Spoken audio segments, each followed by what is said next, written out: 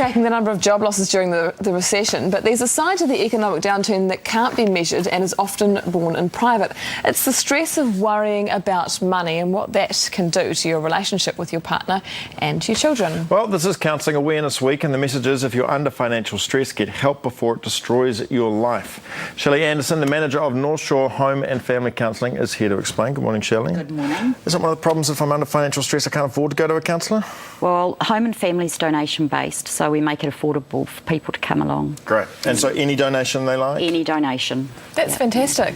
Shelley, what have you noticed in these times of recession? Has the type of person that comes in to get your help changed, and are their stresses larger than normal?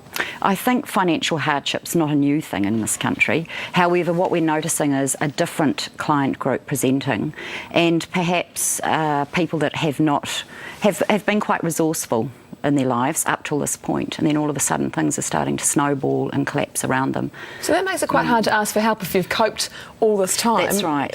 What sort of point are these people coming in at? Usually the relationship's broken down between them and their partners or in their parenting. They might be doing more risk-taking behaviours around gambling, drinking, drug-taking. Why is it that people turn to those things in times of stress? Quick pick-me-up, quick fix, feel-good factor. Doesn't work? No, not long term. Are you seeing both men and women coming in equal numbers?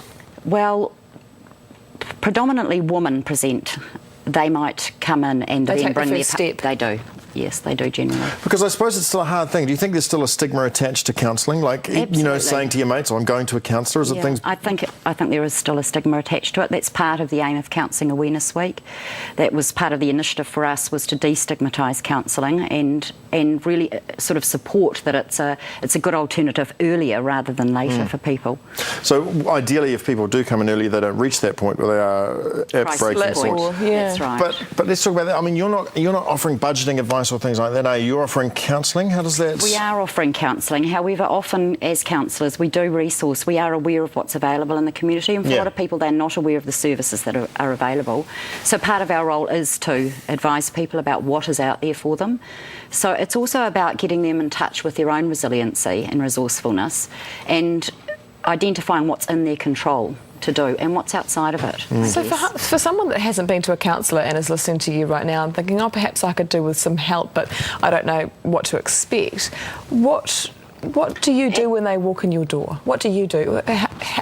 What sort of... Well, the first point is that they would phone us, so people can self-refer to our service, so they would phone us. And so you can see someone relatively quickly? Relatively quickly. We sometimes do have a waiting list, but not huge periods of time. And I guess at the moment, over this week, during Counselling Awareness Week, people can go onto our website and they can see the most commonly asked questions and responses. Feel like they're not alone? That's right. And they can also ask questions themselves, and a panel of counsellors will be available to respond to those questions. Shelley, there's a huge variety of counsellors out there. You can get a counsellor for just about anything that you can put a name to these days. How can you be careful if yours isn't perhaps financial, but it's emotional, or it's addictive, or it's one of those other things? How can you be sure you're getting the right one?